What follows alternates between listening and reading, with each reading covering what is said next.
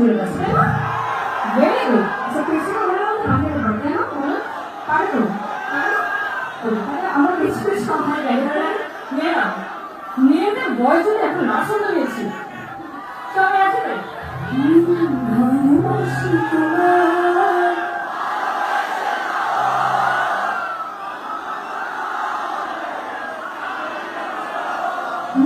ভালোবাসি তোমার